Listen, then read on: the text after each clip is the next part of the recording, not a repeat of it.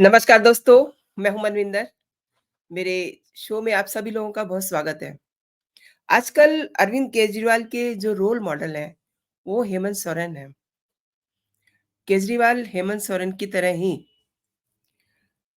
बहकी-बहकी सी बातें करने लगे हैं आजकल और शायद से उनको हेमंत सोरेन की तरह ही 10 या 11 सम्मन का भी इंतज़ार है। छोटी-छोटी बात पर केजरीवाल को ये कहते हुए सुना जा सकता है कि अगर ये झूठा हो गया ना, तो मैं राजनीति छोड़ दूँगा। अभी शुक्रवार की ही बात है, मयूर विहार के फ़ेज़ 3 में एक स्कूल के इमारत की आधारशिला रखने के लिए केजरीवाल पहुँचते हैं और बड़े आत्ममुग्ध हो जाते हैं और डायस से कहते हैं कि मैं इस स्कूल को इस तरीके से बना दूँगा, ऐसा इसको कर दूँगा और मैं चैलेंज करता हूँ कि इस इलाके में बहुत बड़े-बड़े प्राइवेट स्कूल हैं। जिस दिन ये स्कूल बन जाएगा ना, एक चक्कर इस स्कूल का भी लगा लेना और उन प्राइवेट स्कूलों का भी लगा लेना। अगर ये सरकारी स्कूल प्राइवेट से ज़्यादा बेहतर ना हो, तो मैं राजनीति छोड़ दूँगा।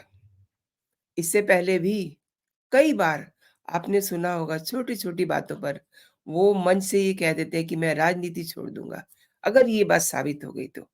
और कई बार तो वो ये भी कहते हैं कि शराब घोटाला अगर साबित हो गया, तो मैं राजनीति छोड़ दूँगा। हालाँकि जब से उनके दोनों दोस्त मनीष सिसोदिया और संजय सिंह तिहाड़ जेल में गए हैं, तब से उन्होंने ये डायलॉग इस मामले के लिए तो बंद कर दिया है। लेकिन स्कूल के लिए ये कहना, माय गॉड! एक स्कूल के लिए इतनी बड़ी बात कह देना, कमाल है ना? जैसे-जैसे उन पर ईडी का शिकंजा कसता जा रहा है, उनकी फ्रस्ट्रेशन का लेवल जो है, वो हाई होता जा रहा है। वो कह रहे हैं ईडी उन्हें जितने भी सम्मन देगा, नोटिस देगा, उतने ही वो स्कूल बनवाएँगे। तो अभी तक 5 नोटिस तो मिल चुके हैं, छठा नोटिस उन्हें कोर्ट दे चुका है। और एक बात पर गौर कीजिए, ये वो कह रहे हैं कि जितने नोटिस मिलेंगे उतने स्कूल बना देंगे। लेकिन इज़ इट पॉसिबल? फिलहाल तो उन्हें कोर्ट के ज़रिए 17 फरवरी को नोटिस मिला हुआ है हाज़िर होने के लिए, जिसमें उन्हें ये कहा जा सकता है कि वो ईडी के सामने हाज़िर हों या फिर ये बताया जा सकता है, ये पूछा जा सकता है कि वो ये बताएँ कि ईडी के सामने वो कब जा रहे हैं। तो ये मिला कर के अगर उन्हें कुछ और नोटिस मिल जाते हैं, तो क्या वो उतनी ही संख्या में स्कूल बनाएँगे? मतलब ये बहुत छोटी हरकतें करने पे तुले हुए हैं और आजकल तो कुछ ज़्यादा ही। जब से हेमंत सोरेन जेल पहुँचे हैं, तब से अरविंद केजरीवाल काफ़ी बहक गए हैं, काफ़ी बेसिर-पैर की बातें करने लगे हैं। अभी तक केजरीवाल को 5 नोटिस मिल चुके हैं, जैसे कि मैं आपको बता रही हूँ, कोर्ट का नोटिस भी है। इस तरह ज़रा आप टिप्स पे गिनिए, कितने स्कूल बना चुके हैं ये? 5 नोटिस ईडी के और छठा नोटिस कोर्ट का। तो ये दिल्ली के लोग बता सकते हैं कि उन्होंने कितने नोटिसेस के बाद कितने स्कूल बनाए हैं और कितने नोटिस और चाहिए उन्हें ताकि वो उतने स्कूल बना कर के फिर वो ईडी के सामने पेश हों। वैसे दिल्ली के सीएम अरविंद केजरीवाल ने शुक्रवार को ही ये भी कहा है कि बेहतर शिक्षा मुहैया कराना उनकी सरकार का लक्ष्य है। जांच एजेंसियां जितने उन्हें परेशान करेंगी, जितने सम्मान देंगी, उतने ही वो स्कूल खोलेंगे।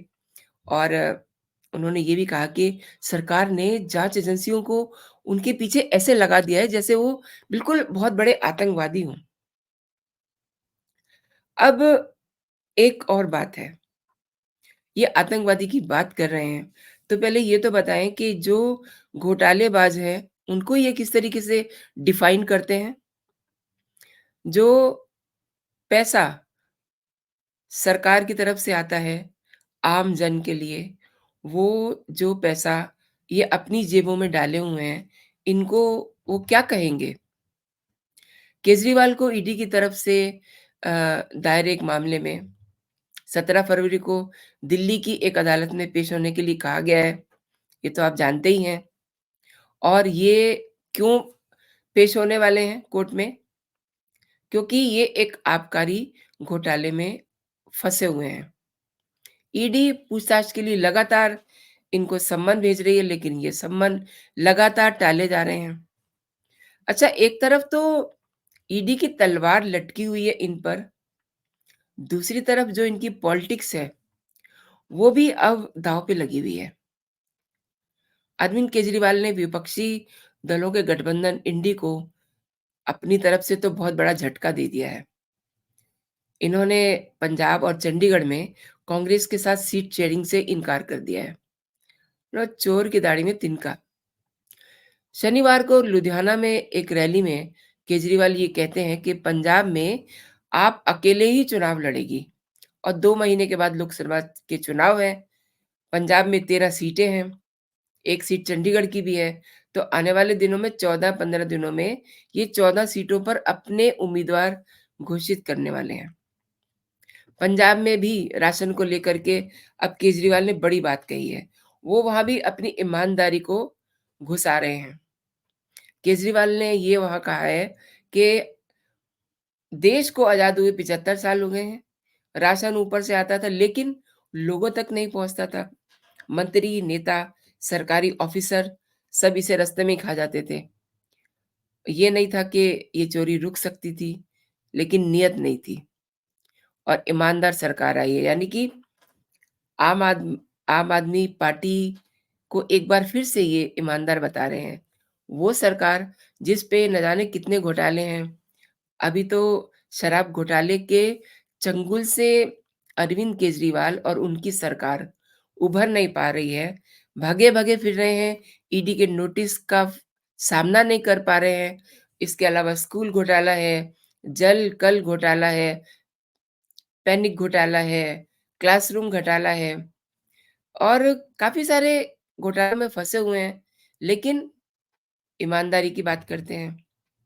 ये वो ईमानदार कंपनी है जिसके जे बड़े ओहदेदार हैं केजरीवाल, जो भ्रष्टाचार को बिल्कुल जड़ से खत्म करने के लिए अन्ना हज़ारे के मंच से पैदा हुई थी। उस समय तो बहुत बातें कर रहे थे श्री अरविंद केजरीवाल जी कि मैं ये कर दूँगा, मैं वो कर दूँगा। और मैं आपको बताऊँ कि बहुत सारे युवाओं को केजरीवाल ने निराश किया, उनका दिल तोड़ा। ये वो युवा थे जो अपने सारे कामकाज छोड़ के देश के लिए कुछ जज़्बा लेकर के इनके साथ जुड़े थे। इसके अलावा कुछ सीनियर फेसेस भी थे, जो इनके साथ जुड़े थे। लेकिन जब उन्होंने इनकी कारगुज़ारियाँ देखी, इनका स्टाइल ऑफ वर्किंग देखा कि ये कितने करप्शन में गिरने वाले हैं आने वाले दिनों में, तो वो चूँकि समझदार थे, सीनियर थे, उनको अनुभव था, कई तो प्रशासनिक अधिकारी थे जो रिटायर्ड थे, सब लोग इनसे अलग हो गए क्योंकि इनके डे 1 से ही इनके जो लक्षण थे, वो दिखने लगे थे। और आज की तारीख में वो ये सोचते होंगे कि हमने बहुत अच्छा किया, आम आदमी पार्टी को छोड़ कर के। आम आदमी पार्टी मीन्स ये इन्होंने नाम क्यों रखा था और झाड़ू हाथ में क्यों पकड़ा था? झाड़ू से इनको सफाई करनी थी भ्रष्टाचार की। लेकिन झाड़ू की एक-एक सीख भ्रष्टाचार में सनी हुई है। दूसरी बात, आम आदमी पार्टी। उस समय उस समय अरविंद केजरीवाल ये कहते थे कि मुझे मेरे बच्चों की कसम है, अगर वो किसी बड़े घर में रहें, अगर वो बेईमानी करें और अब तो इनका लड़का भी, इनका सपुत्र भी बेईमानी करते हुए पकड़ा गया है। इस बात पे ज़्यादा बात नहीं हो रही है कि आम आदमी पार्टी ने रचित कौशिक को क्यों किडनैप कराया और अभी तक उसका कुछ पता भी नहीं है। और ये सब अरविंद केजरीवाल का किया धरा है, उधर पंजाब के जो सीएम हैं, उनका किया धरा है। ये दोनों मिल कर के जो इनके खिलाफ आवाज़ उठाने की कोशिश करता है, उसे ये ऐसे ही गायब कर देते हैं। मैं बात करती हूँ इनकी ईमानदारी की। तो ये अपनी ईमानदारी की बात कर रहे हैं। इन्हें नहीं पता है कि अगर ये ईमानदार हैं, अगर इनका शराब घोटाले में कोई हाथ नहीं है, तो फिर ये 5 नोटिसेस के बाद भी ईडी के सामने क्यों नहीं हाज़िर हुए? क्यों ये एक गुनहगार की तरह कोर्ट में जाने को मजबूर हैं? अब कोर्ट इन्हें तलब कर रहा है। वैसे कोई बड़ी बात नहीं है कि ये कोर्ट में भी अपनी जगह अपने किसी अगले कामगार को भेज दें वहाँ, कि आप चले जाइए या इनका लीगल एडवाइज़र कोई भी जा सकता है। क्योंकि इनके मन में गिरफ्तारी का बहुत खौफ है। और ये खौफ इनके जो रोल मॉडल है ना, हेमंत हेमंत सोरेन, उनके जेल जाने के बाद से ज़्यादा इनका फ़ोबिया इनके सिर पे चढ़ के बोल रहा है। इसीलिए ये ईडी के सामने नहीं जा रहे हैं और अब तो और ज़्यादा इनके ज़हन में डर हो गया है कि इन्हें ईडी के सामने नहीं जाना। ये बात कहीं न कहीं ईडी के अधिकारियों ने भी समझ ली कि ये ऐसे इनको बात समझ में नहीं आने वाली, इसीलिए उन्होंने एक कानूनी शिकंजा इन पे कसा है।